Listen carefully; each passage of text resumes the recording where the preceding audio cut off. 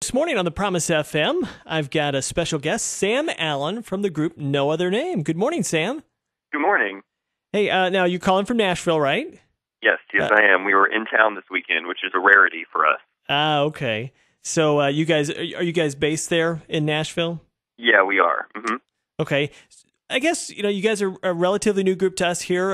Tell us a little bit about how No Other Name got their start.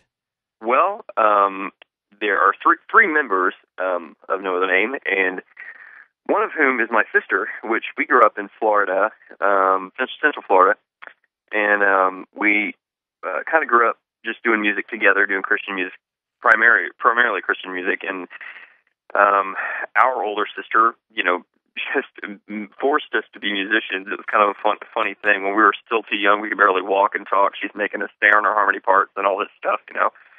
So we kind of had it, it was just something we did from the time we were just very, very young. And then it was actually been quite a while ago now, March of 97, we came to Nashville for a little music school. It was a 2-week music school held, at the time it was held on the campus of Belmont University here in Nashville. Okay. And that's where we met Chad, the third member. And we, kind of got together with him a little bit while we were at that school. And the school is kind of a fun experience. It's kind of an intense music camp for Christian musicians, and we learned music theory and how to sing properly, and all this stuff. How to piano and conducting and all this stuff, and it was a lot of fun to be a part of. And then we kind of got together with him and sang a little bit, and we loved it. We thought, wow, this is such a great thing, and it was something we all wanted to do. We felt, it was just, not only was it a lot of fun, but it was at this point not yet a calling, but we knew it was certainly something we wanted to worship the Lord through music, whether it was our occupation or not. And so we went home to our respective homes, and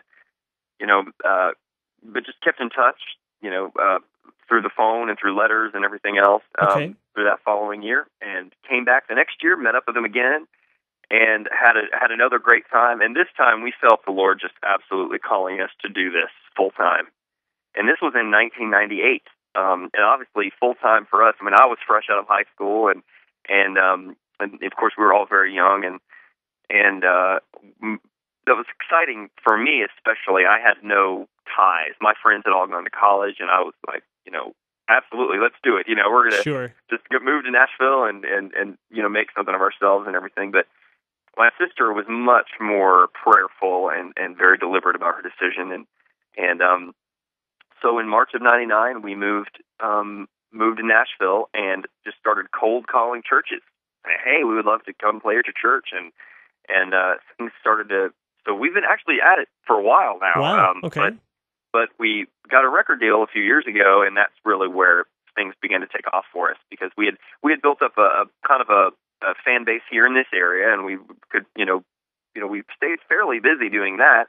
And then, like I said, we got a record deal, which allowed us to get some, radio play and a little more recognition and things for that. But it has been such a wonderful experience for us to just do what we love to do, and at the same time do what we feel God has called us to do, which is worship Him through music, and basically allow others to worship with us wherever we go. And it's just a wonderful thing, and I can't imagine doing anything else, really. So yeah, I hear you. All right, no, Sam, tell us about this song, Maplewood Methodist Church. We get so many great phone calls. People are just blessed by that song. Tell us kind of where this song came from.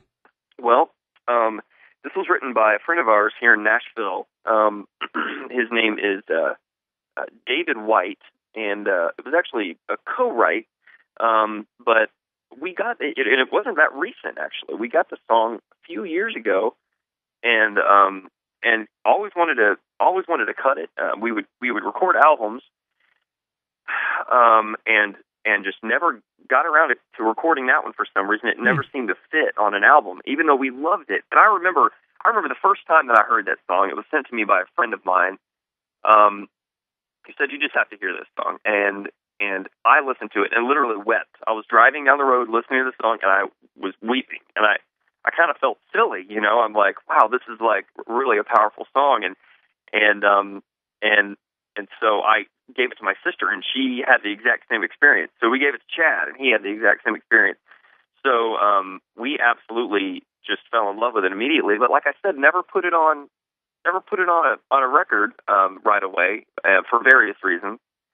And then once we signed with our record company, we gave it to them, and they just loved it. They said, this is a great song, and we want you guys to record this. So we were, of course, very excited about it because we had been kind of sitting on it for such a long time, and I don't know how exactly I'm the one who, was fortunate enough to be able to sing lead on it, but I guess I did something and coerced my way in there. And even in the studio, I remember one of the times I had to stop because I was thinking about some things that was going on in my life, and the song was such a powerful, the message was so great. Right. It's about how powerful prayer was and how important it was in our lives, and so often we neglect it. And I remember being in the studio and having to tell the engineer, we got to take a break. I literally could not sing the next line because I was so, just moved by the lyric of the song. And so it was, he knew at that point too. He was like, the producer knew. He's like, this is a powerful song. Yeah. So this is something that he felt very fortunate as well to be able to record it and kind of put his finishing touches on it, which was great. So. Oh, it's very cool. And we just really appreciate it because that's, I will tell you, that is a song that we have had so many phone calls and emails about. What is that song? What's that song about the janitor praying? And it's just, it's such a good story song because people can relate to it. Absolutely. Absolutely. I absolutely love Christian music. It's such a wonderful thing. It does seem to speak to people emotionally, and it's practical in a lot of ways. It reminds you to get in the Word. It reminds you to worship God in all of your circumstances. But I think one thing that's missing right now in Christian music, if there is something that's just kind of seems to be a hole there, is a story song. Mm-hmm. And there's not a lot of story songs, and so it's unusual, and that can be a detriment on some level because people think it's a little bizarre. They're like, right off the bat, they don't know how to take it. This is unusual. But it also can be a great advantage because some people that they immediately tune into it, and they're like, wait a minute, this is different, this is unusual. And so that's been our experience, especially live. That has been our experience. I can literally sing the song, and I can watch the people's faces when they realize what's going on. It happened to us yesterday. We were at a place yesterday here in Nashville, and I was watching there's a couple sitting kind of close to the front, and I could just see their faces at the very beginning.